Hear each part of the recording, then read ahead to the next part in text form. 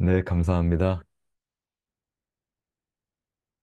네, 네, 감사합니다. 네, 오늘이 마지막 네 번째 시간인데요. 네, 하늘과 바람과 별과 경이라는 제목으로 강의를 이렇게 할 수 있는 기회를 주셔서 다시 한번 감사의 말씀을 드립니다. PPT를 보면서 저 PPT 권한을 또 주셔야 될 것 같습니다. 네, PPT 권한을 주시면, 아, 네,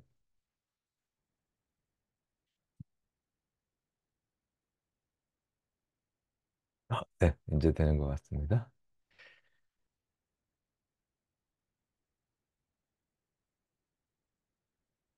네, 제 PPT랑, PPT가 보이시고, 제 소리도, 잘 들리실 줄로, 압니다. 네, 우리 지난 시간에 조금 급하게, 시를 이제 읽었던 것 같아서, 지난 시간에 읽었던 시지만 다시 한번 찬찬히 읽어 드리려고 합니다. 네, 말씀의 실상이라는 시인데요. 사실 이 시에 어, 제가 말하려고 하는 모든 것이 다 담겨 있는 것 같습니다. 제가 이렇게 공부를 해보니까 뭐 신학자나 철학자들이 정말 하고 싶었던 엑기스는 정말 위대한 시인들이 어, 다 더 탁월하게, 더 심플하면서도 심오하게 그렇게 얘기를 다 해두는 것 같더라고요. 네, 그래서 제가 정말 하고 싶은 얘기도 요 시 안에 사실 다 들어가 이제 있는 것인데요. 우리의 영혼의 눈에 어, 바울의 눈에 끼었던 비늘처럼 이제 뭔가가 이제 비늘이 씌어져 있는데 그게 벗겨지면 나를 에워싼 모든 만물이 이제 말씀이라는 것을 깨닫게 된다는 거죠. 네. 어, 네. 그것이 다 말씀이다. 그러니까 노상 무심히 그냥 뭐 대수롭지 않게 손가락이 10개인 것도 여러분 어떤 그런 체험이 있으신가요? 참 신기하다. 기적 같다. 내가 지금 목숨이 붙어 있고 그냥 늘 경험하는 이 모든 만물이 하나의 미러클, 매직 같다. 뭐 이런 게 경이인 거죠. 그리고 창밖 울타리 한 구석에 새로 피는 개나리꽃도 그냥 꽃이 폈구나. 뭐 이게 아니라 부활의 시범을 보듯이 마치 부활의 어떤 증거를 보는 것처럼 아주 그 들풀을 보면서도 황홀해하는 시인인데요. 겨울 다음에 봄이 오는 것이 봄이 왔구나. 뭐 이런 게 아니고 이제 여름 뒤에 가을이 뭐 오는구나 이런 게 아니라 뜨거운 여름이 있고 나서 이제 가을에 열매 맺는 계절이 오는구나. 뭔가 창조주의 뜻을 우리가 신앙인들은 깨닫잖아요. 그러니까 신앙인들은 겨울 다음에 봄이 오는 것도 그냥 봄이 오는구나. 놀러 가기 좋겠네. 뭐 이런 게 아니라 모든 것이 다 죽어버린 것 같은 겨울도 영원하지 않고 봄이 오잖아요. 그러니까 이 세상에 그 죽음 다음에 부활이 오는 것처럼 그런 부활의 시범, 일종의 예시, 어떤 사인, 뭐 이제 그런 거를 보는 것처럼 그 뜻을 이제 깨달으니까 더 부활이 황홀하게, 저 봄이 황홀하게 다가오겠죠.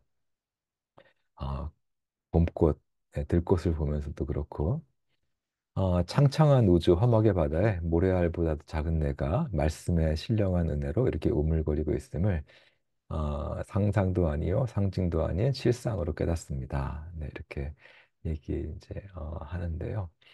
구상시인의 말씀의 실상이고, 그 믿음은 우리가 전에 내가 하지 못했던 것을 순정하지 못했는데 끊을 수 없었는데 믿음이 생기면 성숙해지면 우리가 전에 끊을 수 없던 걸 끊게 되고 전에 할 수 없었던 뭐 순종이나 이런 헌신이나 이런 것들을 할 수 있게 되잖아요. 근데 그것도 중요한데 믿음은 뭔가를 전에 못했던 걸 할 수 있게 하는 영적인 힘이기도 하지만 전에는 뭐 안 보였던 것이 보게 해주는 그런 눈 같은 거. 그래서 믿음이 우리가 들어오면 똑같은 세상을 살아도 똑같은 길을 걸어도 똑같은 사람을 봐도 전에는 안 보였던 무언가가 이제 보이기 시작을 하죠. 그래서 예수님이 이제 그런 영적인 가르침을 주시기 위해서 이 맹인의 눈을 뜨게 해주는 기적을 많이 행하셨죠. 예수님이 일종의 다리 저는 사람을 고쳐준 것은 어떤 상징, 어떤 뜻일까요? 우리가 전에는 내가 가야 될 곳을 가지 못하고 있는데, 근데 그러니까 마치 전륜발이 같은 거죠. 근데 우리가 영적으로 전륜발이가 나와서 내가 전에 가야 될 곳을 갈 수 있게 돼. 선교도 가고, 가야 될 곳을 교회도 가고, 이제 그치, 내가 있어야 될 곳에 갈 수 있는 힘이 생기는 거잖아요. 근데 이제 눈을 또 예수님이 많이 뜨게 해주셨잖아요. 그건 뭘 영적인 의미가 뭐겠습니까? 믿음이 들어오기 전에는 내가 봐야 될 걸 못 보고 있는데, 그러니까 내 옆에 바로 같이 사는 사람의 그런 어떤 뭐 슬픔, 어떤 고통이랄지 아픔이랄지 상처랄지 뭐 이런 게 안 보이잖아요. 앞만 보고 달려가는 사람은 야망만 보고 살아가는 사람은 이웃의 고통이나 바로 옆에 있는 사람이 자기 때문에 얼마나 힘들어하고 그건지가 이제 안 보이거든요. 그러니까 일단 안 보이니까 이제 행동이 고쳐지지가 않는 거죠. 근데 이제 믿음은 이제 예수님이 맹인의 눈을 뜨게 해주는 것처럼 그 눈이 떠지면 전에 안 보이던 것이 이제 보이니까 전에 안 보이던 것이 보이면 행동과 태도가 달라질 수밖에 없겠죠. 남의 타자의 고통도 보이지만 우리가 그 성령 체험하고 수련회 부흥회 끝나고 체험이 있으시잖아요. 온 만물이 하나님을 찬양하는 것 같이 나무가 꽃이 진짜 하나님을 찬양하는 것처럼 보였잖아요. 그러니까 그런 것도 맨날 보던 나무와 꽃이었지만, 근데 이제 은혜 받으면 이제 그런 게 보이는 거죠. 그러니까 그런 눈을 갖게 되는 것도 이제 믿음이다. 그래서 만유일체가 사실 눈 뜨고 보면 보이는 말씀이라는 거죠. 이 시인에 따르면. 근데 칼빈이나 어거스틴은요, 그 성찬식의 떡과 포도주 이런 성찬식을 보이는 말씀이라 그랬어요. 그러니까 들리는 말씀은 설교고 보이는 말씀은 이제 성찬식인 거죠. 그러니까 근데 시인은 이런 어거스틴이나 칼빈보다 더 나아가는 거예요. 그러니까 성찬식의 떡과 포도주뿐만 아니라 그것만이 보이는 말씀인 것이 아니라 이 세상 모든 만물이 사실은 보이는 말씀이라는 거죠. 그러니까 눈에 보이는 모든 것이 거룩한 어떤 사인이다. 이제 그래서 제가 나름의 표현으로 표현해 보자면 말씀으로 창조됐기 때문에 이 세상은 말씀 천지라는 거예요. 이 세상이 말씀으로 창조됐다 그러면 그냥 하나님이 그냥 능력자라서 말 한마디로 뚝딱 다 만들었다 이런 뜻만 있는 것이 아니라 이 세상이 말씀으로 창조되었기 때문에요. 우리가 이제 영의 귀가 열리고 눈이 열리면 이 세상이 말씀 천지라는 것을 알아보고 알아듣는다는 거. 그러니까 아까 그 시인처럼 들꽃이 저 개나리꽃이 나한테 말을 걸어온다는 거죠. 부활에 대해서 말을 건네고 하늘이 하나님의 영광을 선포하고 시편 19편의 말씀처럼 공창이 그러니까 사운드레스 소리 없는 말씀을 전한다고 하잖아요. 온 세상이. 그러니까 왜냐하면 이 세상 모든 것이 말씀으로 창조되어 있기 때문에 어, 아침에 뜨는 해도 또 노을도 또 꽃잎 한 송이도 또 저 어마어마한 갤럭시도 이 모든 것들이 다 우리한테 뭔가 말씀을 전해주고 있는 거죠. 근데 우리가 지금 이제 듣고 있지 못해서 이제 그런 거죠. 그런 이제 이 세상이 그렇게 말씀 천지라는 것을 알아보고 알아듣는 것이 그게 믿음이라고 네, 저는 생각을 합니다. 성찬식에는 이제 이런 눈이 길러지는 시간이겠죠. 그래서 본다는 게 중요한 건데요. 듣는 것도 중요해요. 듣고 순종하는 거. listen. 이제 듣고 순종하는 영성도 귀하지만 보고 뭔가 엔조이하는 거. 그러니까 보고 이 하나님이 창조하신 세상을 엔조이하고 또 하나님 자신을 엔조이하는 거. 우리 웨스트민스터 우리 장로교회에서 되게 중요하게 여기는 웨스트민스터 그 소유리 문답 1조 1항이 뭐죠? 인간의 인생의 목적이 뭐냐? 이렇게 물어보면 답이 인간의 목적은 하나님께 영광을 하나님을 영화롭게 하고 그분을 영원토록 즐거워하는 것입니다. 근데 그 하나님을 즐거워한다는 게 엔조이 한다는 거거든요. 그러니까 하나님을 내가 기뻐하는 거예요. 예. 어, 그, 근데 이제 하나님을 보고 이렇게 누린다는 게 엔조이 한다는 게 이제 그런 뜻이죠. 하나님이 창조하신 세계를 보면서 또 하나님 자신을 우리가 보면서 이제 우리가 그것을 즐거워하는 거죠. 기뻐하고 그것이 신앙의 아주 깊은 경지다. 그런 것이 영성이다. 저는 그렇게 생각합니다. 그래서 이제 하나님이 창조하신 세상을 이제 엔조이하는 또 시를 읽어드렸었죠. 박목월 선생님의 눈이 이것도 띄이는 건데 나이 60에 겨우 꽃을 볼 수 있는 눈이 열렸는데 신이 지으신 그것으로 볼 수 있는 흐리지 않는 눈. 나의 주관적인 감정을 채색하지 않고 있는 그대로의 꽃, 불꽃을 불꽃으로 볼 수 있는 눈이 열렸다. 이 세상 모든 꽃은 영의 눈이 열려서 보면 뭐 하나님의 임재에 불이 붙어 있는 불꽃이라는 거죠. 마치 모세가 봤던 떨기나무에 불이 붙어 있는 것처럼 이 세상 아무리 들꽃, 개나리 꽃도 거기에 뭔가 불이 붙어 있다는 거죠. 하나님의 임재, 모세가 봤다는 그 하나님 임재에 불이 붙어 있는 것이라는 거죠. 세상이 너무나 아름답고 충만하고 풍부하다. 신이 지으신 있는 그것을 그대로 볼 수 있는 아주 복된 눈. 이제 내가 무엇을 노래하라. 신의 옆자리로 살며 지다가가 아름답습니다. 감탄할 뿐. 신이 빚은 술잔에 축배의 술을 따를 뿐. 네, 이렇게 시인이 얘기하고 있었는데요. 그러니까 보는 눈이 얼마나 중요한가? 눈뜸의 영성. 아름답다고 감탄한다. 이런 게 이제 경이죠. 그 신이 지으신 이제 있는 그것, 하나님께서 지으신 것이니까 이제 그것이 영성인 것이고 그래서 경이라고 하는 것은 이제 하나님이 창조하신 말씀이 진섭이라 그랬잖아요. 진선미의 원천이 이제 하나님의 말씀 로고스이신 거니까 이 세상이 말씀대로 창조되었다면 되었기 때문에 이 세상에 참되고 선하고 아름다운 것들이 있죠. 아무리 타락한 세상이라 할지라도 하나님이 피조 세계인 거니까. 그러니까 이 세상에 하나님이 말씀으로 창조된 참되고 선하고 아름다운 것들을 보고 이제 눈이 이렇게 숨이 순간 멎는 체험을 우리가 가끔 할 때가 있죠. 이제 이런 게 경이겠죠. 늘 숨이 멎으면 뭐 사람이 살 수 없고 죽겠죠. 그래서 그런 체험은 가끔 있더라도 뭔가 이 자연 세계를 볼 때 어떤 경이로운 마음을 가지고 우리 예수님도 우리는 그냥 비가 오면 비가 오나 보다 왜 이렇게 비가 오고 난리야 뭐 내가 출근해야 되는데 뭐 불평불만할 수 있겠지만 또 햇빛이 막 이렇게 뜨거우면 아 왜 이렇게 뜨겁냐 또 뭐 이제 햇빛 참 싫다 뭐 이럴 수 있었을 수 있지만 우리 예수님은 어때요? 비가 오는 걸 보면서 어떤 생각을 하셨을까요? 아, 하나님은 선한 사람이나 악한 사람이나 똑같이 비를 내리게 하시고 선한 사람이나 악한 똑같이 햇빛을 내려주시는 그런 분이시다. 이 자연 세계를 보면서 거기서 뭔가 이 자연의 신비를 통해서 하나님의 신비를 가르쳐 주시잖아요. 그러니까 우리도 그런 예수님의 눈 같은 것을 이제 가질 수 있어야겠죠. 비가 오면 비가 오나 보다, 뭐 눈이 오면 눈이 오나 보다, 봄이 오면 봄이 오나 보다, 이제 이런 게 아니라 예수님의 모든 비유 말씀도요, 굉장히 자연과 관계된 게 말씀이에요. 씨 뿌리는 비유도 그렇고, 예수님 미라를 보면서도 뭐를 가르쳐 주셨나요?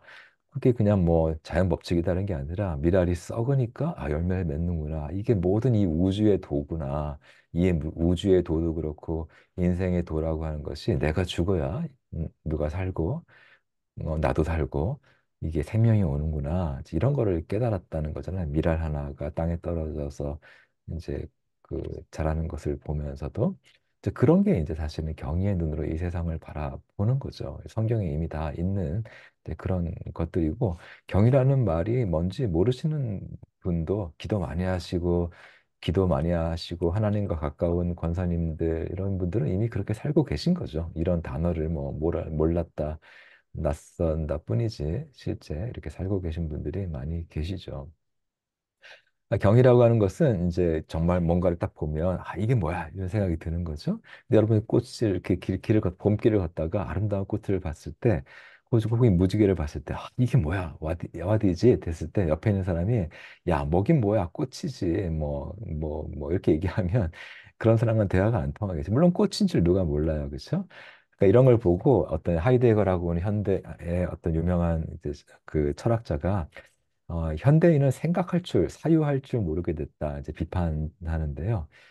왜냐하면 이제 현대인은 아무 생각 없이 살아가는데 그냥 휩쓸려서 그냥 막 쫓기듯이 살아갈 뿐이지 진짜 생각다운 생각을 잘 못하고 살아가는 게 현대인인데 왜냐하면 경의를 잃어버렸기 때문이다. 이렇게 진단을 합니다. 근데 하이데거라는 철학자가 이런 얘기를 하는 이유가요.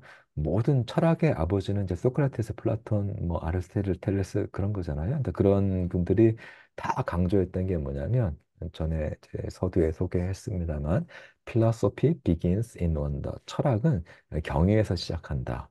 이게 가장 중요한 이제 철학의 이제 시원에 대한 얘기거든요. 근데 철학이라고 하는 게 철학이라는 걸 다른 말로 하면 진짜 이렇게 생각다운 생각을 우리가 늘 생각하지만 그게 진짜 생각다운 생각은 별로 없잖아요. 그렇죠? 그냥 작용 반작용이지. 진짜 생각다운 생각, 이 사유다운 진짜 생각다운 깊은 생각, 인간만이 할 수 있는 인공지능도 할 수 있는 그런 생각이 아니라 오직 인간만이 영혼을 가진 인간만이 할 수 있는 진짜 생각.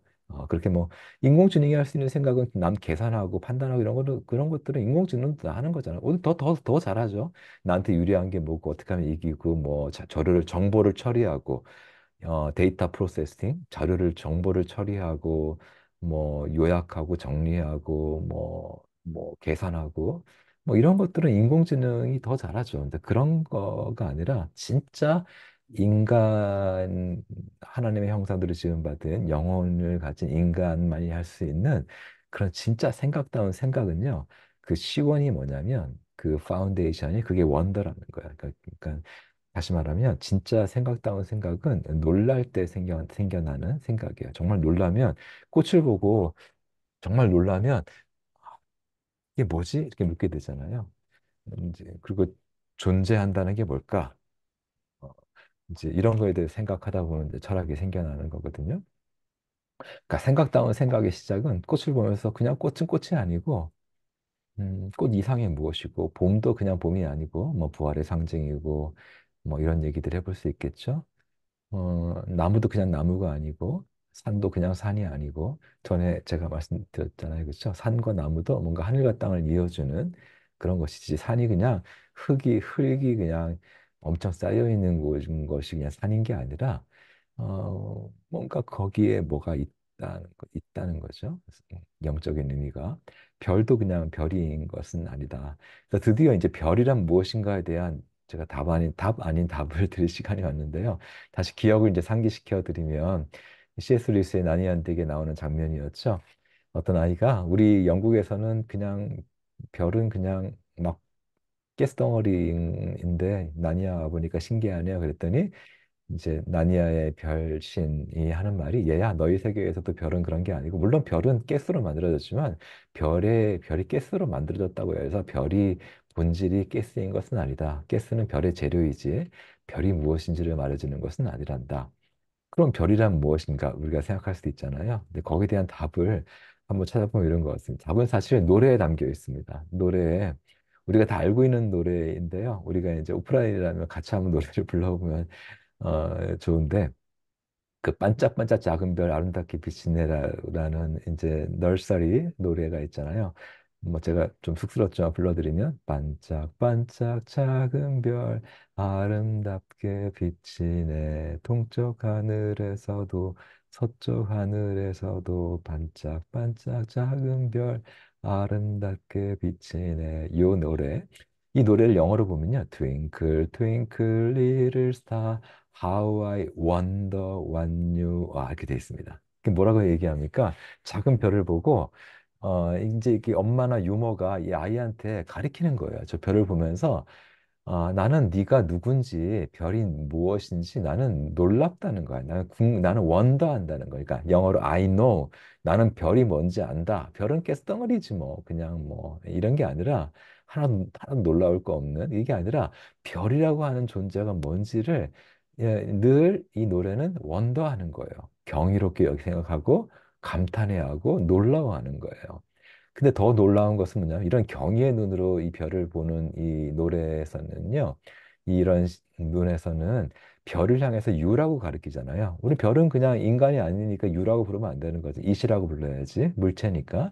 근데 이런 경의의 눈은요. 심지어 이런 별 같은 어떤 물체도 그냥 하나의 죽은 물체로 보는 것이 아니라 마치 살아있는 어떤 나와 뭔가 말을 주고받을 수 있는, 말을 건네고 내가 말을 들을 수도 있는 어떤 그런 인격적인 무엇으로 이제 그렇게 인간이 인격을 부여하는 거죠. 그러니까 그 정도로 그런 물체를 인격화시켜서 유라고 얘기하잖아요. 네가 누군지 너라고 그러잖아요.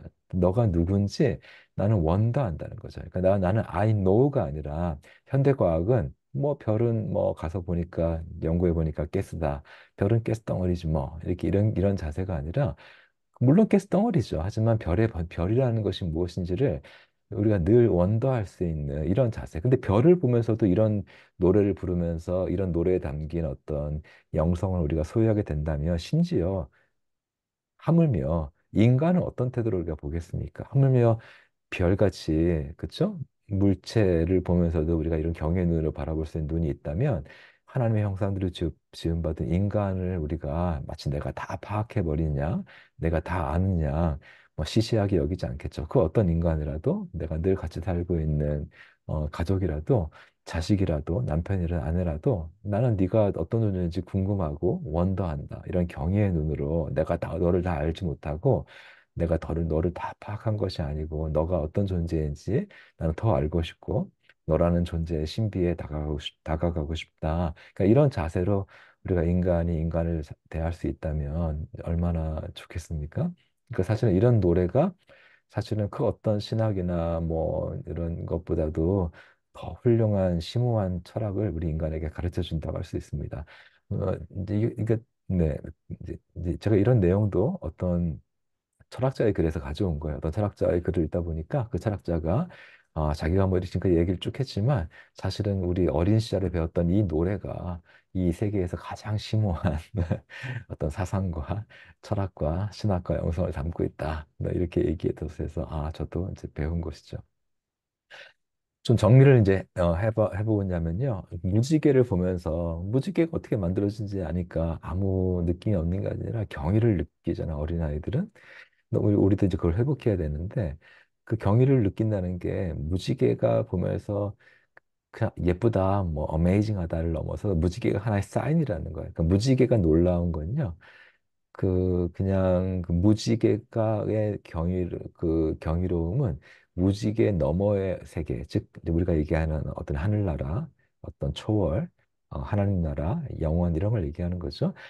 그런 세계를 이제 사인으로 가르쳐 주는 거죠. 그러니까 무지개의 원더는요, 무지개 너머의 세계의 어떤 원더를 이렇게 손가락으로 이제 가르쳐주는 이제 그런 사인 역할을 하는 거죠. 그러니까 무지개가 시그니피컨트한 거죠. 그러니까 아무리 이제 뭐 천국을 안 믿고 영적인 세계를 믿지 않는 사람도 무지개를 보면서 참 예쁘다, 멋지다, 어메이징, 뭐 멋지다, 뭐 그런 걸 할 수 있어요. 근데 그 정도를 얘기하는 게 아니라 무지개의 그런 멋짐은 무지개 너머의 세계가 있고 그 세계의 멋짐을 우리가 살짝 맛보게 해주는 미리 짐작하게 해주는 이제 그런 어떤 맛보기로 보여주는 무엇이라는 거죠. 그러니까 어, 음, 그러니까 훨씬 더 경이로운 거죠. 그냥 보고 멋지다, 뭐 멋있네, 뭐 이런 정도가 아니라 뭐, 훨씬 더 어떤 영적인 어떤 경의를 느끼는 거죠. 그런 것을 이제 그러니까 다시 말하면 무지개 너머의 세계가 뭔가요? 뭔가 하늘이 있다는 거죠. 하늘. 그러니까 땅이 전부가 아니라 여기서 말하는 하늘은 어떤 스카이가 있다는 게 아니라 헤븐. 그러니까 인류가 어, 우리 하늘나라 뭐 이렇게 얘기할 때 그 하늘 로켓 타고 올라가면 갈 수 있는 그런 게 아니라 어떤 보이지 않는 세계. 이 땅의 세계가 전부 스카이도 땅이죠. 그러니까 보이지 않는 세계가 있다. 그런 하늘이 있다는 걸 우리한테 가르쳐 주고요.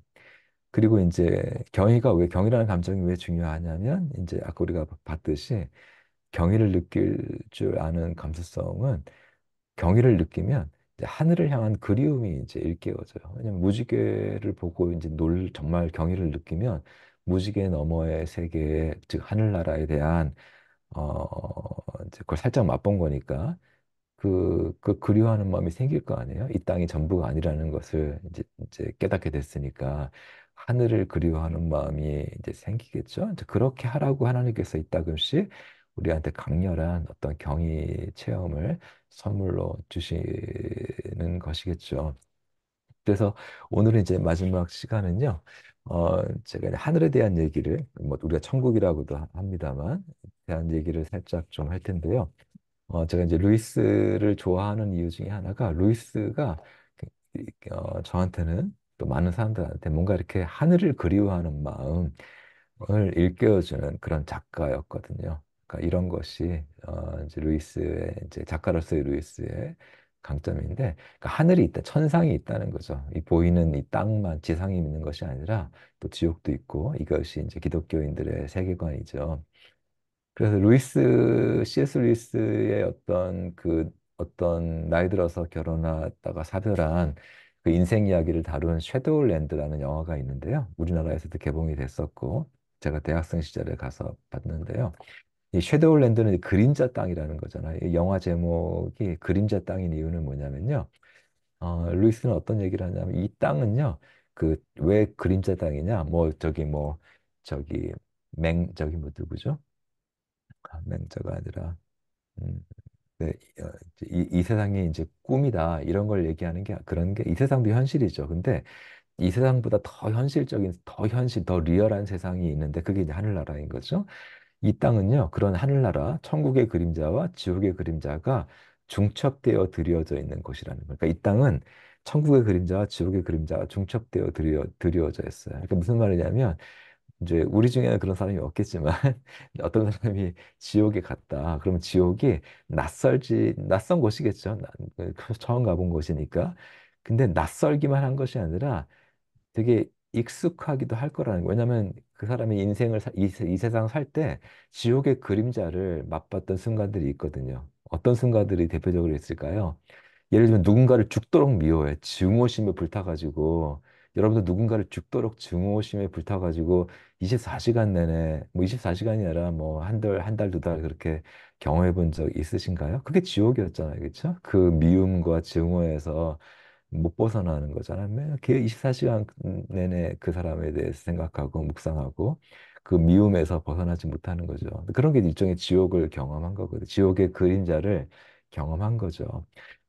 근데 우리가 또 천국도 마찬가지죠. 천국에 가보면 우리가 상상 이상의 상상하지 못했던 이제 세계니까 상상을 뛰어넘는 세계니까 우리가 놀라겠지만 또 동시에 루이스에 따르면 또 우리에게 그렇게 이렇게 익숙한 곳이 뭔가 그렇게 낯설지만은 않은 곳이라는 거. 왜냐하면 우리 이 세상 살면서 아무리 이 세상이 어렵지만 고통이 있지만 그래도 가끔 천국의 그림자를 맛본 순간이 있었거든요. 그렇잖아요. 우리가 인생 살면서 뭐 가령 예를 들면 기도 가운데 깊이 들어갔을 때 천국을 맛봤던 순간도 있고 예배 가운데 찬양 드리다가 누군가와 첫사랑을 나눌 때 또 아니면 또 거실에서 가정이 힘들지만 우리가 가정생활에서도 어느 날은 그 거실에 진짜 그날은 부부관계도 좋고 아이들도 이쁘고 하여튼 너무 평화롭고 정말 여기가 정말 천국이구나 하는 순간들이 있었잖아요. 그렇죠? 그러니까 그럼 우리가 이 세상 살면서 그런 천국의 그림자를 맛봤던 순간들이 있었기 때문에 그러니까 천국에 가보면 천국이 낯선 곳이지만 또 낯설기만 한 곳은 아니다. 그러니까 이 세상은 천국의 그림자와 지옥의 그림자가 이렇게 동시에 중첩되어 있는 곳이라는 이제 그런 사상을 담고 있는 곳이에요. 그래서 이제 루이스가 시를 하나 쓰기를 이렇게 얘기해요. 지상으로 이 땅처럼 보이는 모든 것이 실은 지옥 아니면 천국이다. 영의 눈이 열리면 여긴 천국, 지옥이 보인다는 거예요. 예, 그러니까 말을 하자면 시적인 표현이죠. 주님 제 약한 눈이 이것을 너무 자주는 보지 않게 해서 쓰겠어요. 그렇죠. 우리가 영의 눈이 이렇게 열려가지고 계속 이런 게 천국에 보이고 지옥에 보이면 살겠습니까? 못 살죠. 근데 가끔 하나님께서 이런 걸 보게 해주실 수는 있지만 우리 지상의 육신의 약한 눈으로는 이것을 감당할 수 없다. 그러니까 뭐 이런 시적인 표현인 거죠. 이런 걸 통해서 이제 그런 세상을 이야기하는데 루이스는 인간은요, 이제 경이 체험을 통해서 이제 그러니까 사람이 문화가 되게 중요한 게 진짜 그냥 돈 받기 돈과 성공, 명예, 또 안정, 세큐리티, 노후 보장 뭐 이런 것만을 위해서 이제 살아가다가도 진짜 너무나 아름다운 어떤 음악을 듣거나 그림을 보거나 뭐 영화를 보고 감동을 받거나 뭐 그러면 그 순간에 이제 마음이 흔들리죠. 우리 영혼이 흔들리면서 뭔가 이 세상이 전부가 아니고 뭔가가 더 있다는 생각을 하게 되잖아요. 그렇죠? 정말 훌륭한 예술은 그렇게 우리 감수성을 이렇게 순화시켜 주는데 예배 때 가장 이제 그게 강렬하게 해야 될 거고. 근데 인간은 누구나 진짜 자기 방 안에 가만히 자기 마음속 깊은 곳을 들여다보면 내가 진짜 원하는 건요. 그 이 세상이 줄 수 있는 무엇이 아니라는 거예요. 잘 생각해 보라는 거예요. 네가 빌 게이츠처럼 빌 게이츠처럼 네가 지금 돈 벌려고 열심히 살고 있는데 뭐 돈은 있어야 되니까 당연히 해야 되지만 빌 게이츠처럼 네가 유명해지고 성공한다고 해도 과연 행복할까? 아닐 것 같다는 거예요. 그러니까 우리가 인간이요, 자기 마음을 진짜 들여다보면 내가 진짜 원하는 건요, 이 세상에 줄 수 없는 무엇이에요. 그래서 이제 그 말은 뭐냐면 이 세상 너머에 어떤 또 다른 세계가 있다는 거죠. 무슨 말이냐면 우리 이제 인간에게 이제 그 눈이 있잖아요. 이 세상에 볼 것이 있으니까 인간에게 어떤 배고픔이 있잖아요. 배고픔이 있는 이유는 이 세상에 먹을 거라는 게 있으니까 그런 게 있다는 거죠. 마찬가지로 인간에게 이 세상으로 만족될 수 없는 어떤 영적인 디자이어, 갈망이 있다는 것은 물론 증명하고 뭐 그런 자시고 문제는 아닌데 우리가 한번 생각해 봤을 때 그래, 인간에게 배고픔이라고 하는 갈망이 있는 것은 음식이라는 것이 있으니까 배고픔이라는 게 있을 거고 또 인간에게 눈이라는 감각 기관이 있는 것도 빛이라는 게 있으니까 이제 눈이라는 것도 있는 것처럼 근데 인간에게 뭔가 이 세상을 다 가져도 만족될 수 없는 진짜 어마무시한 어떤 그런 영적 갈망이 있는 것은 그것을 만족시키는 또 다른 세계가 있기 때문에 인간 안에 그런 것이 있는 것이 아니겠는가? 이제 그렇게 한번 생각해 보면 우리가 좀 뭐가 말이 되지 않는가? 이제 루이스가 그렇게 얘기하는 거예요. 그러니까 말을 하자면 우리 인간은 지금 이 세상이 본향이 아니라는 거죠. 그냥 이 세상이 우리가 그냥 이 세상 태어나서 이 세상이 전부라면 어, 이 세상 너머의 어떤 세상에 대한 갈망이 있지 않겠죠. 근데 이 세상 우리가 인간의 본향이 지금 이 세상이 아니라 본향이 따로 있기 때문에 인간은 지금 이 세상을 살아가면서도 이 세상을 다 가져도 충족될 수 없는 어떤 영적인 어떤 그 거룩한 불만족, 어떤 영적 갈급함, 어떤 갈망, 배고픔이 있다는 거죠. 어, 이제 그런 얘기를 하면서 이제 루이스가 이제 이 인생을 살 때는 처음 연애를 시작했을 때 아니면 이제 어디 내가 어떤 나라에 한번 가보고 싶다 이런 마음이 들게 됐을 때 또 문학이랄지 철학이랄지 신학이랄지 이런 주제를 발견하고 공부를 시작할 때 되게 즐겁잖아요. 근데 그런 즐거움과 일종의 어떤 경인데 경의와 더불어서 아 이런 게 있구나. 뭐 근데 어떤 갈망이 생겨요. 근데 우리 인생 경험을 해보면 누군가와 첫사랑에 빠져서 결혼을 실제 하고 또 그 나라에 직접 가보고 내가 문학을 공부하고 철학을 공부하고 신학을 공부해도요. 우리가 처음 이때 생겼던 그 갈망이 충족이 안 됩니다. 오히려 실망이 되고 이제 그렇죠. 근데 그 이유는 루이스에 따르면 우리가 이제 우리 안에 생겼던 이 세상 살 때 이제 생겨나는 모든 이제 그 합당한 그러니까 죄된 그런 쾌락 말고 건전한 그 즐거움 그런 즐거움들은요. 그 그거 자체가 목적이 아니라 우리 안에 있는 더 깊은 갈망을 일깨워주기 위한 이제 즐거움이었다는 거야. 그러니까 예를 들어 하나님과의 사랑, 그러니까 어떤 영원한 사랑이랄지, 하나님 나라라고 하는 진정한 어떤 새로운 나라 이구, 또 하나님을 알아간다는 공부처럼 진정한 어떤 그런 공부, 그러니까 이런 것들에 대한 영적 갈망을 일깨워주기 위해서 하나님께서 이 지상의 것들을 통해서 이런 즐거움들을 일깨워준다는 거예요. 그 말은 이런 지상에서 생겨나는 이런 즐거움들이 나쁘다는 게 아니에요. 이런 것도 못 느끼는 사람은 영적 갈망도 못 느낍니다. 근데 누군가도 사랑해보고 어떤 공부에 어떤 나라에 대한 어떤 그리움이랄지 이런 것들은 이제 천상의 기쁨의 복사판이고 메아리고 신기루이기 때문에 그러니까 이게 귀한 거예요. 근데 귀한데 그것이 궁극적인 것은 아니라는 것을 우리가 늘 기억해야 된다는 거야. 내가 이 세상에서 뭔가를 죄로 인한 즐거움 말고 그냥 그 건전한 합당한 그런 즐거움을 우리가 합법적인 그런 즐거움을 누리는데 그런 즐거움이 우리를 누리되 그것이 오히려 우리 영원한 그 즐거움의 완성인 그러니까 예를 들면 우리가 물 한 잔을 마셔도 이 생명수에 대한 그리움을 우리가 생겨날 수 있잖아. 내가 이 땅에서 이런 그 물 한 잔을 마시는 그런 기쁨이 있는데 예수님의 생명수에 대해서 말씀하시잖아요. 그리고 이 땅에서 우리가 배고플 때 얼마나 배를 밥을 먹으면 그 든든한 저기 포만감이 있잖아요. 근데 예수님께서 어떤 또 포만감을 말씀하셨나요? 난 너희가 모르는 내게는 너희가 모르는 양식이 있다. 하늘에 계신 내 아버지의 뜻대로 행할 때 오는 그런 영적인 포만감 그런 얘기를 요한복음에서 하시잖아요. 그러니까 이런 데 연결이 되어 있는 거죠. 그러니까 우리가 이 세상에서 누리는 모든 그런 즐거움도 귀한데 그런 즐거움이 본향을 그리워하는 마음과 이렇게 연결이 돼야 된다는 거죠. 그러니까 이것이 루이치가 봤을 때는 우리 현대인들한테 가장 필요한 이제 그런 영성 훈련이다. 그래서 루이스는 이제 우리가 영적인 그런 갈망을 어떻게 표현하냐면 참 인간 안에 참 묘한 디자이어가 있는데 우리가 이제 예를 들면은 우리가 영적인 어떤 불만족, 영적인 갈증이 있잖아요. 영적인 갈증. 근데 그거는 갈증이니까 일종의 불만족이거든요. 그렇잖아요. 근데 이 영적인 불만족 갈증은요, 묘한 것이 이것이 뭔지를 알게 된 사람은요, 이 세상이 줄 수 있는 모든 만족 체험보다 이 불만족 체험에 더 끌려요. 왜냐하면 인간에게 영혼이 있기 때문에 그래요. 이런 걸 모르는 사람은 이제 이걸 이해를 못 하는데 우리가 이제 이 세상에 누릴 수 있는 모든 만족감 있잖아요. 근데 이제 이런 것만 알고 살다가 영적인 불만족감을 이라는 게 뭔지를 이제 경험하고 나서부터는 영적인 불만족은 불만족인데도 불구하고 그 불만족이요. 이 세상에 있는 모든 만족보다도 더 우리의 영혼을 매료시키는 거예요. 그래서 이제 그게 이제 영성이고 영적인 어떤 삶인 거죠. 그러니까 이런 것이 인간 안에는 묘하게 있다는 거죠. 그래서 이제 한 가지 재미있는 이제 마지막으로 시를 이제 또 하나 소개해 드리려고 하는데요. 제가 지하철 어떤 역사에서 읽었던 시인데요. 어, 봄 교실에서라는 시인데 고칭식 씨라는 시인이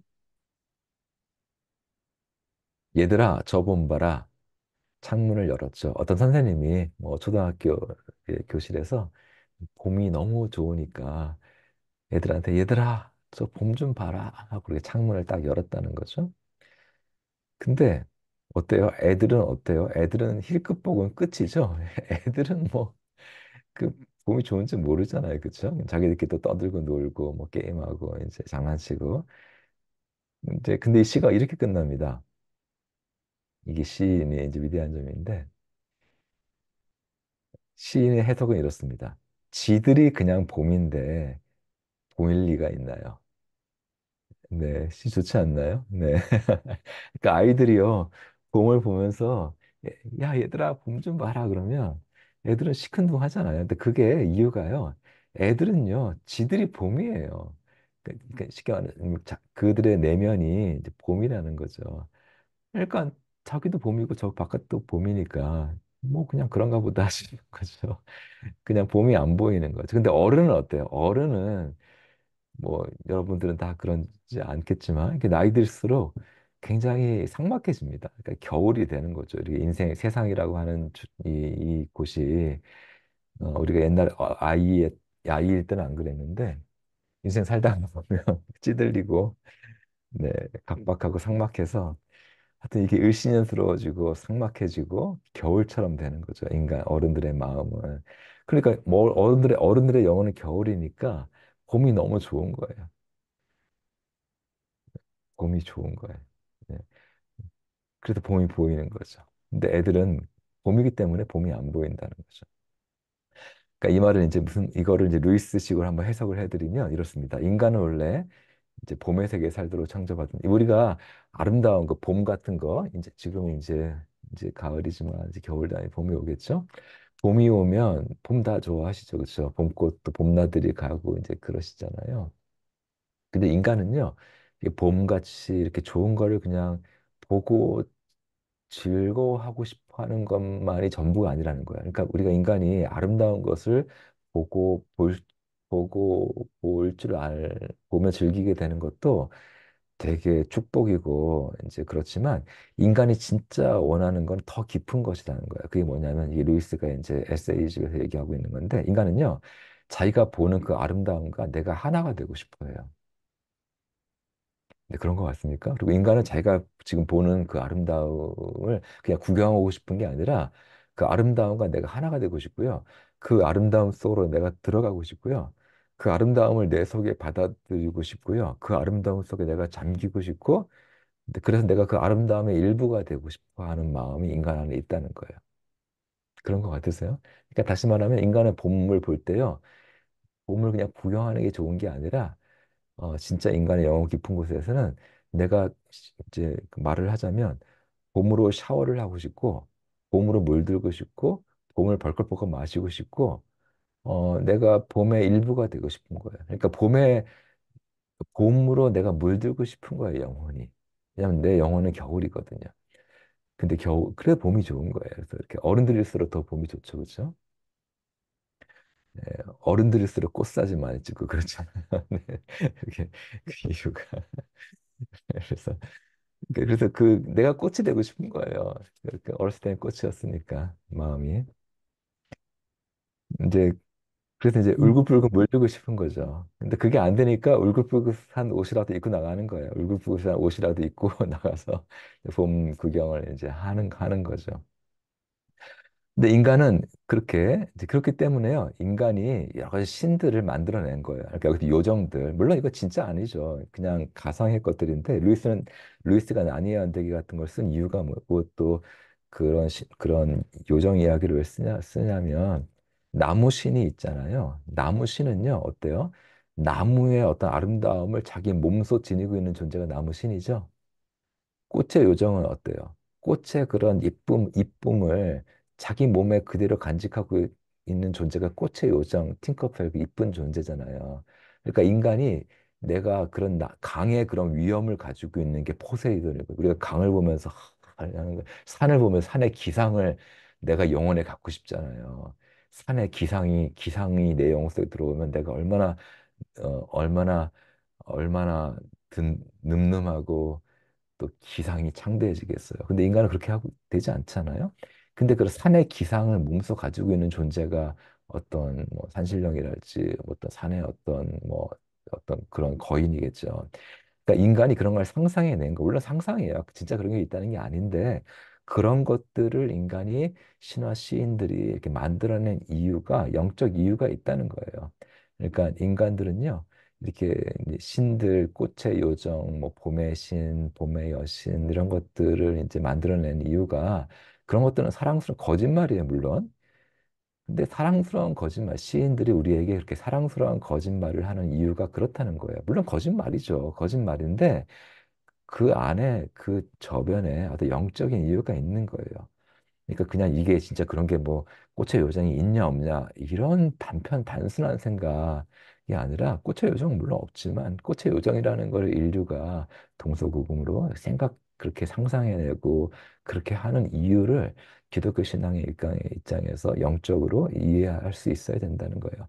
그런 자연이라는 이미지를 통해 나타나는 아름다움을 몸소 가지고 있는 존재들을 만들어내는데 상상해낸 건데 그 상상해내는 이유가 사실은 인간은 내가 그런 존재가 되고 싶은 거예요. 내가 꽃의 여정처럼 이쁘고요.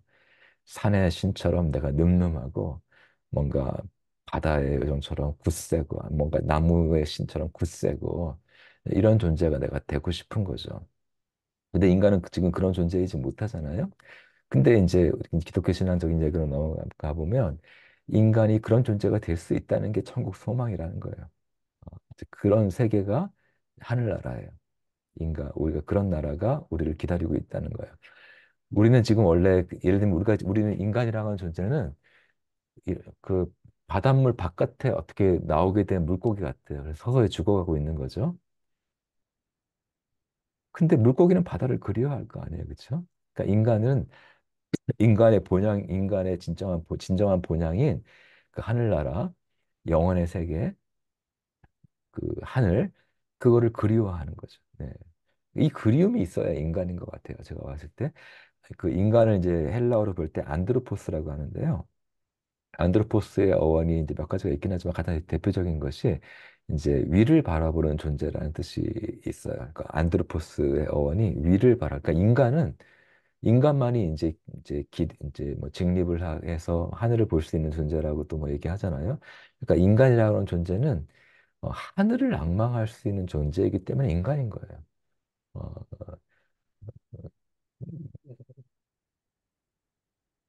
지능이 있어서가 아니라 지능은 인공적으로도 만들어낼 수 있는데 지능이 있어서 인간인 것이 아니라 영성이 있기 때문에 인간인 거죠. 그러니까 그 영성의 본질은 그러니까 인간은 그 하늘을 앙망할 줄 알고 또 똑같은 말을 다르게 표현하면 영원을 동경할 줄 알고 또 똑같은 말을 다르게 표현하면 하나님을 그리워할 줄 아는 존재라야 네, 그게 진짜 인간인 거죠. 인간인 것이고, 이런 마음을 이런 마음을 일깨워주는 것이 교회여야 되고, 또 진정한 좋은 문화들이 예술이나 문화나 음악이나 이런 시들이나 이런 것들은 이런 걸 일깨워줍니다. 땅이 전부가 아니라 뭔가 영원한 것이 있다. 이런 것들을 우리 하여금 이렇게 느끼게끔 만들어주죠. 그러니까 교회는 또 그런 좋은 문화, 이제 예술 같은 것들을 가디언 역할도 이제 할 수 있어야 되고 정원도 꾸미고 우리 아가페 교회 너무 아름답더라고요. 그 정원을 깎고 그런 아름다움을 통해서 아름답게 뭔가 꾸미면 하나님 나라 그 정원이 생각날 거 아니에요. 그렇죠? 하나님 나라가 이게 이렇게 정원 같은 곳이구나. 우리 교회 이런 정원이나 이런 곳 같은 곳이겠구나. 그런 게 인간이 느껴지니까 인간의 이런 아름다움이라고 하는 게 그냥 치장이 아니라 굉장히 영적인 의미가 있어요. 네. 그 아름다움을 통해서 인간의 영혼이 이렇게 순화가 되는 것이죠. 땅만 쳐다보고 살던 인간이 이제 그런 아름다움을 체험할 때 이제 영혼을 바라볼 수 있는 준비가 이제 같이 일구어지는 거죠. 그래서 그런 이제 천국에 대한 얘기를 이제 제가 이제 더 이제 하려고 했는데요. 그 천국은 이제 루이스가 천국 얘기를 많이 하니까 이제 어떤 기자가 루이스한테 천국은 아주 즐거운 곳입니까? 조이풀한 곳입니까? 아니면 굉장히 시리어스한 예배 드릴 때처럼 뭔가 시리어스한 곳입니까? 이렇게 얘기했던 루이스가 재치 있게 대답한 것이 천국은 엄숙한 시리어스한 기쁨의 나라입니다. 영어로 얘기하면 Joy is the serious business of heaven이라고 하는데 제가 가장 좋아하는 말인데 우리 지금 이 세상에서의 시리어스한 비즈니스는 뭔가요? 뭐 정치, 경제 이런 거죠. 기후 위기랄지 정치 문제, 뭐 좌우 맨날 어른들은 그런 얘기 하는 거 좋아하잖아요. 맨날 모이면 정치 얘기 아니면 경제 주식 얘기 뭐 이제 경제 얘기 그런 거는 우리가 당연히 해야 돼요. 이 땅에 사느라면 관심을 가지고 근데 이제 조이나 기쁨 그런 거는 애들이 하는 애들의 관심사라고 생각하잖아. 이 세상에서는. 근데 천국은 반대예요. 천국에 진짜 시리어스한 비즈니스는 조이예요, 조이. 천국에서 뭐 정치 얘기하겠습니까? 경제 얘기할까요? 그러니까 루이스가 한 말인데요. 그러니까 이 세상에서도요. 어떤 해피니스나 원더, 경이 중에서는요. 이게 우리를 그냥 가볍게 들뜨게 만드는 그런 행복감도 있죠. 근데요. 우리 인생 살다 보면 특히 예배 시간에 찬양할 때 많이 느끼는 것이죠. 우리를 되게 엄숙하게 진지하게 만들어주는 그런 행복이 있어요. 그게 천국의 기쁨을 닮은 거죠. 어떤 천국은 그러니까 아까 기자가 루이스한테 천국은 조이풀한 곳이냐 발랄한 즐거운 곳이냐 아니면 아주 시리어스한 엄숙한 곳이냐 이렇게 양자택일로 물어보는 양자택일이 아니라 그 두 개가 같이 있는 무엇이 있다는 거죠. 그러니까 어떤 진짜 우리 진짜 어마무시한 기쁨은 인간을 들뜨게 만들지 않고 인간을 오히려 마음을 가라앉게 만들어줍니다. 마음을 차분하게. 가벼운 기쁨은 인간을 들뜨게, 붕뜨게 만들지만 가벼운 영광은 인간을 붕뜨게 만들죠. 하늘 비행기 태운다는 말이 있잖아요. 근데 그런 정도 세상 영광이 아니라 진짜 뭐 기도 가운데 우리가 영적인 체험 가운데 하늘의 영광을 느끼면 이게 가라앉습니다. 사실은 그 무게에, 그 영광의 무게에 인간이 이제 마음이 이렇게 가라앉죠. 그러니까 진지해지고 엄숙해지죠. 붕 뜨고 들뜨고 비행기 타는 게 아니라 오히려 더 이 땅에 더 깊이 뿌리 박게 해주는데 그러니까 우리를 진지하게 엄숙하게 만들어주는 이제 그런 행복이 있다는 얘기를 이제 루이스가 합니다. 그러면서 어, 이제 루이스는 어, 네, 그래서 이제 제가 이제 사실은 경이라는 그 세계에서는 이제 뭐 인문학적으로 접근한 거니까 이런 기독교적인 내용들은 담지 않았습니다만 결국은 이제 천국이 이제 원더풀한 세계일 거 아니에요, 그렇죠? 경이 모든 경이 체험은 천국을 닮았기 때문에 경이로운 것일 테고 그 천국은 참 지루한 곳이지 않을까 걱정하시는 분이 있어요. 사실 천국 가면 지루하지 않을까 이렇게 생각이 드는데 지루한 곳일 수 없고 이제 우리가 이제 루이스가 그런 얘기를 해요. 우리가 가끔 그 삶에 지친다는 얘기를 하잖아요. 근데 이게 엄밀하게 따지면 말꼬리를 잡고 그냥 엄밀하게 따지면 틀린 말이라는 거예요. 이 세상에 누구도 그 삶에 지치는 사람은 없다는 거예요. 삶에 지치는 사람은 아무도 없고 다만 인간은요, 삶 가운데 드리워져 있는 죽음의 그림자에 지치는 거예요. 그러니까 삶과 죽음이 천국과 지옥처럼 다른 거거든요. 근데 중요한 건 뭐냐면 인간은요, 태어나는 순간부터 이미 죽음의 그림자 속에 있어요. 그렇잖아요. 이제 우리가 하루하루 살아간다고 생각하지만 내가 지금 살아있다 생각하지만 우리가 어떤 사람 보고 죽어간다라고 그러죠, 여러분? 그 한 시간 전보다 한 시간 후 자기의 죽음에 한 시간 더 가까이 가게 되는 거를 일컬어서 그런 사람을 일컬어서 지금 그는 지금 죽어가고 있다라고 얘기하잖아요. 근데 어떻습니까? 지금 강의 시작한 지 우리 지금 50분 지났는데 뭐 여기 있는 모든 사람이요. 저를 포함해서 우리들의 죽음에 50분 더 가까이 갔습니다. 그렇잖아. 이걸 부인할 수 있는 사람은 없죠. 모든 인간은 그러니까 태어나면서부터 살아가지만 동시에 살아가면서 동시에 죽어가고 있는 거예요. 그러니까 모든 인간은 살아가면서 동시에 죽어가고 있는 이제 그런 존재들인 거죠. 그러니까 이거 죽음을 향해 가는 존재다. 뭐 철학적으로 뭐 여러 가지를 신학적으로 표현할 수 있는데, 그러니까 우리 인간은요, 죽음의 그림자 속에 계속 살고 있는 거예요. 살아가고 있지만 죽어야만 죽는 게 아니라 이미 죽음 속에 우리는 있어요. 죽어가고 있으니까. 근데 그래서 이제 어거스틴이라고 하는 영성가 신학자가 이제 고백록이라는 책에서 되게 재미있는 표현을 하는데, 자 이렇게 보니까 인간을 갖다가 죽어가는 생명이라고 불러야 될지 살아가는 죽음이라고 불러야 될지 모르겠다. 그러니까 인간들이 지금 죽어가고 있는 생명이라고 불러야 될지 아니면 지금 살아가고 있는 죽음이라고 불러야 될지 모르겠다. 이런 재미있는 표현을 해요. 그러니까 삶과 죽음이 뒤섞여 있다는 거죠. 모든 인간 실존은 이제 그렇다는 거죠.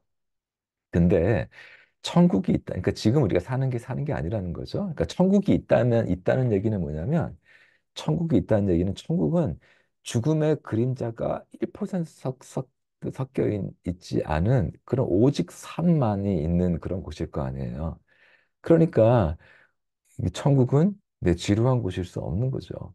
우리는 지금 삶 속에 섞여 있는 죽음의 그림자에 지쳐서 피곤하고 지루하고 우울하고 슬프고 아프고 뭐 이런 거지만 천국은 천국은 정말 그 죽음의 그림자가 1% 섞여야지. 오직 죽음의 그림자는 다 사라진 부활의 태양이 떠서 모든 그림자가 사라지고 오직 100% 라이프로만 이루어진 삶으로만 영이 되는 있는 그런 삶이 우리 앞에 있다는 것을 이제 그게 기독교의 이제 소망이라는 거죠. 천국 소망, 이제 하늘 소망이라고 하는 거죠. 그러니까 이런 소망을 품고 이제 우리가 살아가기를 바라서 이제 소망의 사람이 되는 것이 중요하다. 우리가 이제 믿음, 소망, 사랑이라고 얘기하잖아요. 결국 이제 경에 대한 얘기도 소망으로 이제 끝나는 건데 우리가 믿음, 소망, 사랑이라고 했을 때 교회에서 믿음과 사랑은 많이 강조하는 것 같아요. 그렇죠? 왜냐하면 믿음 없이는 믿음을 구원 얻는 거니까 믿음 얘기 많이 하잖아요. 믿음 중요하죠. 그리고 사랑 얘기도 많이 해요. 왜냐하면은 믿음만 있어서 구원받는 게 다가 아니고 이제 사랑을 실천해야 된다라고 우리 훌륭한 목사님들일수록 더 많이 강조하잖아요. 그렇죠? 진짜 믿음이 있다면 사랑으로 이웃을 사랑하고 또 하나님을 사랑하고 살아가야 되는 거죠. 사랑 실천.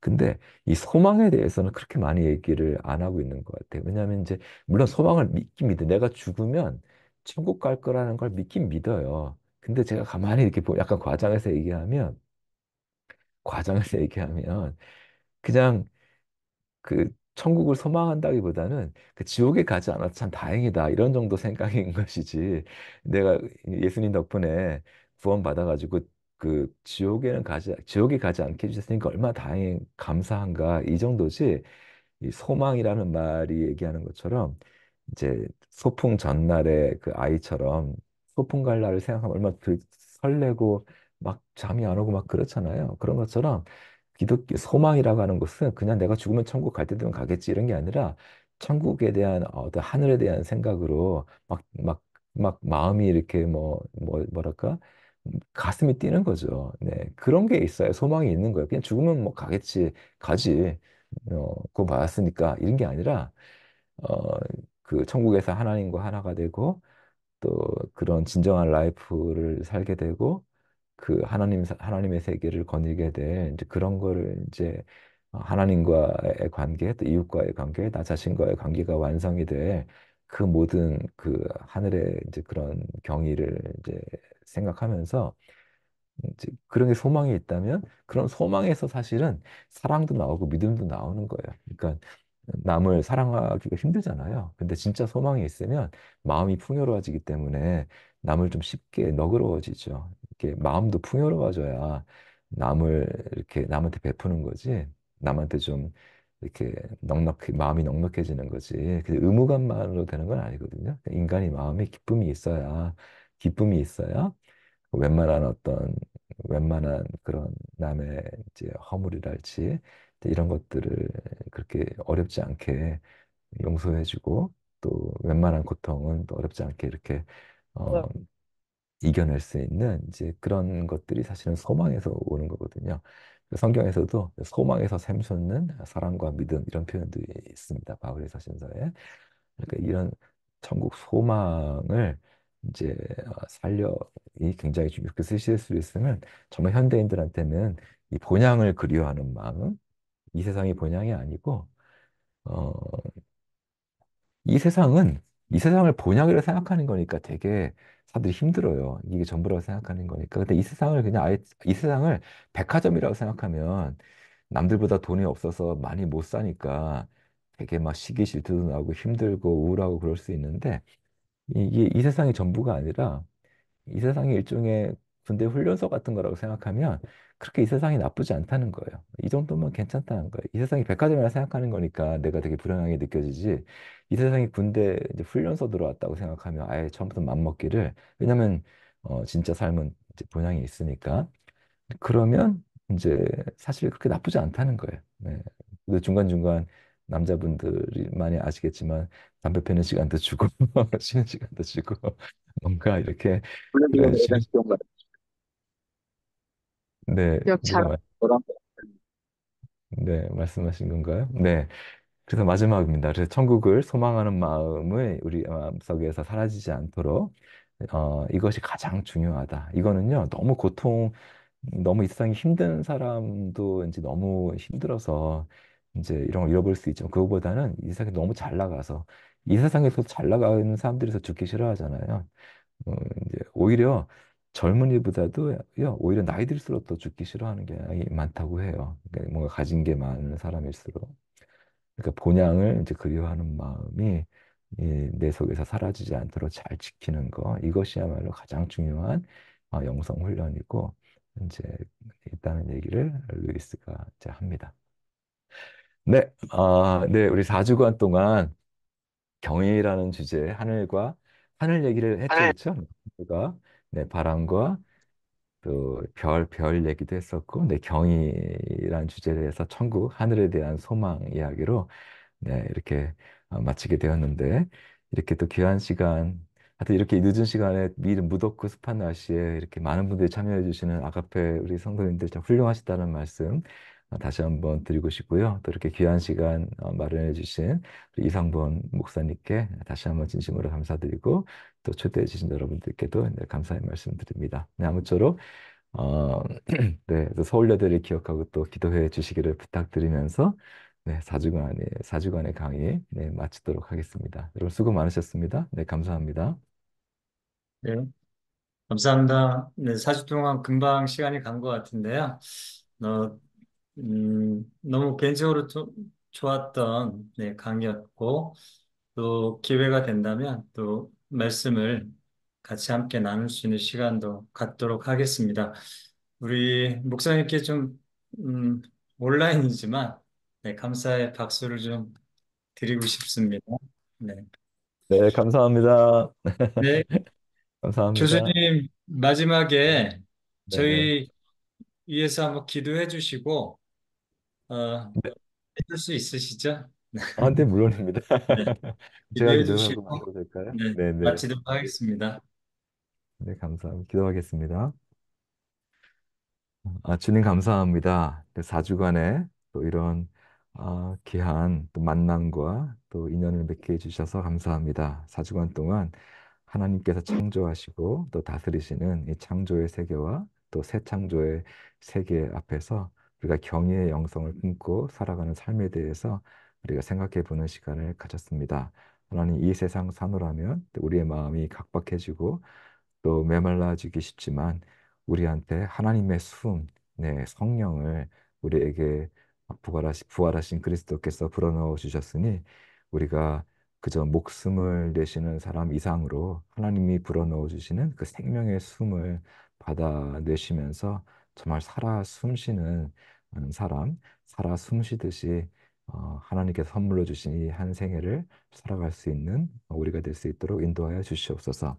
우리 서울여대 교회 또 이웃 우리 아가페 교회와 귀한 만남을 가졌습니다.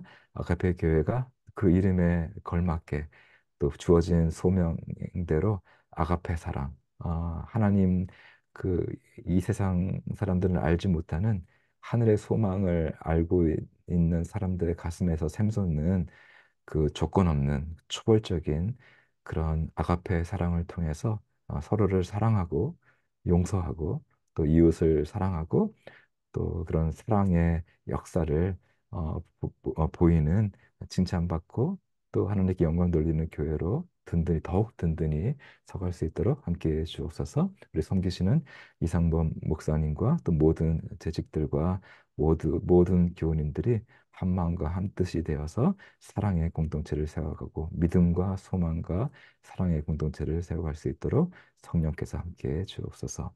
감사드리오며 우리 주 예수 그리스도의 이름으로 기도하옵나이다. 아멘. 아멘. 감사합니다. 감사합니다.